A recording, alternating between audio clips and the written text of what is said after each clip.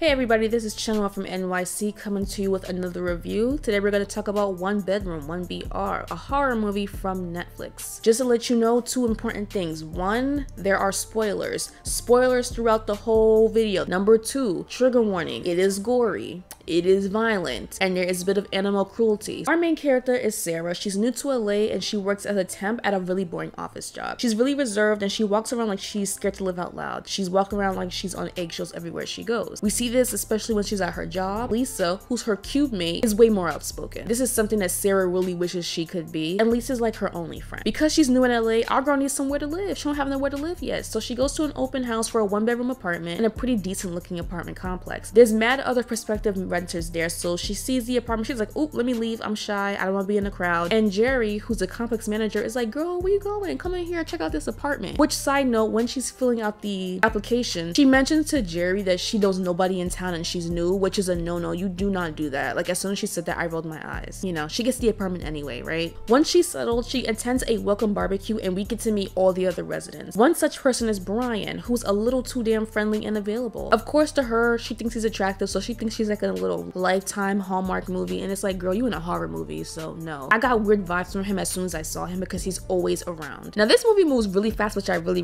like. The action starts 25 minutes in, so the oddities start when Sarah's kept up at night by really loud pipes. Of course, she's saying to her neighbors, hey, y'all hear these pipes at night? Like, they mad loud. And they're like, girl, what? Pipes? Who is that? We have pipes here? This is super strange, but Sarah's like, all right, like, I'm gonna just keep pushing through. One night, she wakes up to the sound of her fire alarm going off. And I don't know about you, but if my fire alarm is going off, especially if I don't smell fire, I'm jumping up. Because then that means it's carbon monoxide. So I will be getting up way faster than she did in that scene. But whatever. She makes it to her kitchen. There's no fire. We discover that somebody then broke into her house and put her cat Giles in the oven.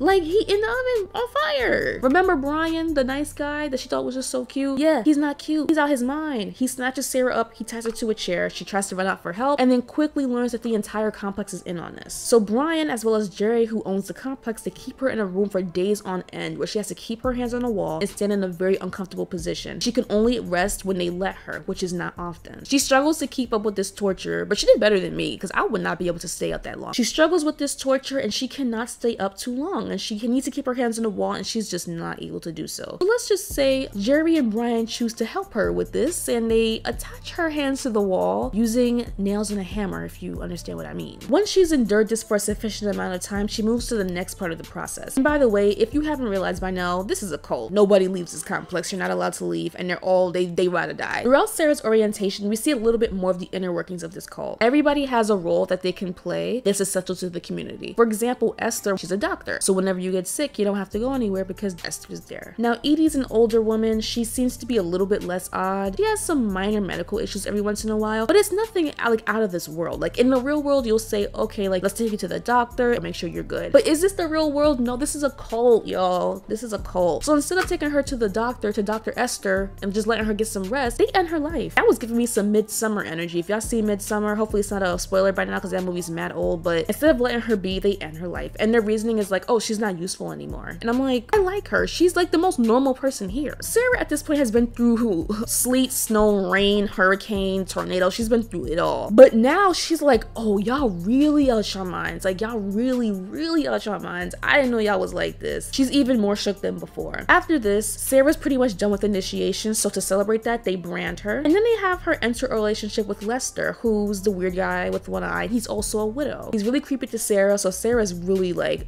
why y'all having me do this? But to me, he's the realest one there. So I was actually really excited about her getting with him because I thought if they could just be alone together, he can talk to her and they could be like some Bonnie and Clyde and they can get out together. You know, that was my idea. Before she can get settled, Brian tells her that her dad has shown up and she needs to get him to leave. I feel really bad for her in this scene because throughout the movie, you see that she has a very fractured relationship with her dad. Her dad's like, you know what? I've been trash. You deserve better. Let me be the good dad that you deserve. But when she gets there, she has to curse him out because he needs to leave. In general, that scene, I'm not gonna go through it all, but that scene is very tense. So if you've seen it, you know what I'm talking about. They need to replace Edie because, you know, they decided to take her out. So tell me why they done snatched up Lisa. Remember Lisa? That's Sarah's only friend. She's the co-worker. She's outspoken. She's lit. They decide to bring her in. Lisa has to go through the same torturous process, and Jerry pulls up for reinforcement, but then Sarah attacks him because he's like, you need to kill Lisa. And I'm like, no, we're not killing Lisa today. We're gonna kill you. So it looks like he's done for. So Lisa and Sarah tried to escape, but unfortunately he hops back up, takes his gun, bop, Lisa's gone. So Sarah's like, oh, you came back from round 2. Okay. She pops on Jerry one time and now we're good. No more Jerry. But the war has just begun. Sarah has a whole army waiting for her outside. The rest of the residents are around her like, girl, did you just kill Jerry? Like, it's on sight. She still has this gun though, so she's just waving it around like, who wants to smoke? Is it you? Is it you? What's up? So Brian pulls up and he's like, girl, stop playing with that gun. You're not about to use it. And she's sitting there, she's like shivering with this gun and he's like, just put it down, girl. Come on, we in the cold. It's all love up in here. And she just pops him. He's dead. I'm like, good. Everybody's still surrounding her. At this point, she done took out Jerry and Brian, so everybody is really shook. She uses this opportunity to run to the front door to escape. But right as she opens the front door to get onto the street, a resident snatches her up and he's fighting to keep her inside. Lester pulls up with the rest of the complex, takes the gun, aims it at Sarah. Sarah's looking at Lester like, I thought you was my boo. Like, what are you doing? But no.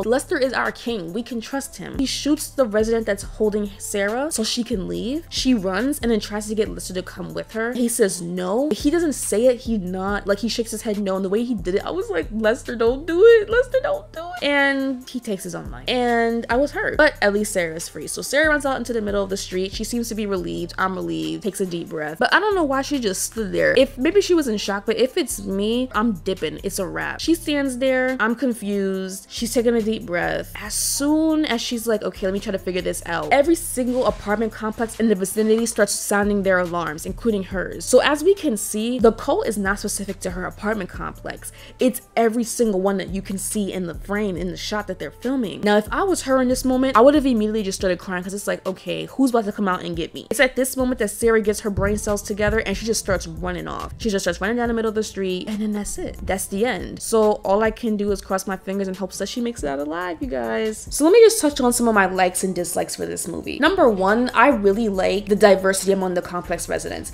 They really look like everyday people and I really appreciated that. And they even gave my girl Esther some lines in the movie and she wasn't really on our side, but I was happy about that. This movie is one of the perfect examples of doing the best with your budget. It's obvious that they did not have a big budget because we only see Sarah within the complex and at work, and then we see her on the street outside of the complex. The only other scene I can remember is when she speaks to her father in the beginning. Her father's sitting in a house. That's all. They kept it super simple. I'm actually kind of scared to imagine what would have happened if they had a bigger budget. Clearly, sometimes simplicity is key. I do have a few questions though. Number one, in the scene where she gets her hands attached to the wall, you know, with the nails and the hammer, that scene itself is super wild. But the way that she maneuvers and moves with them bothered me, because if you have wounds in the middle of both your hands, I mean, I'm assuming that you're not going to want to put any kind of pressure on it. And there's one scene where she's asked to stand up and she uses her hands to get her off the ground, and I'm just like, how are you doing that without wincing? Another thing is about them kids. Where are all the children? During the barbecue, we only really see Jerry's daughter once. During her conditioning, we see a group of diverse kids learning from old videos of the cult leader, but then where did they go after that? Did they live in the complex? Like, whose kids?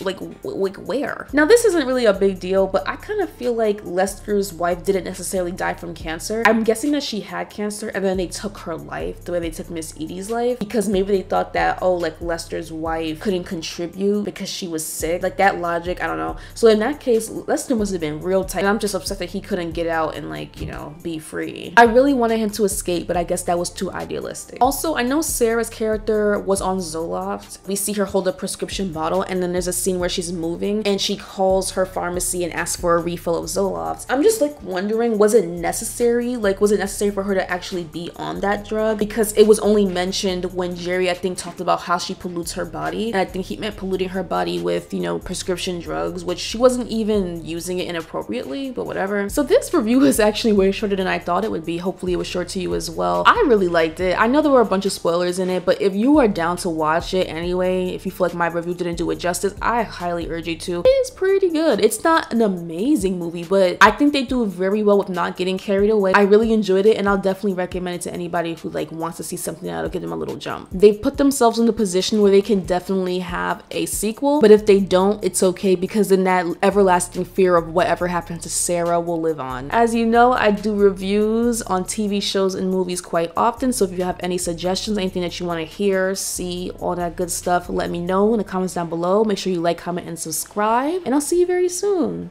All right, bye y'all.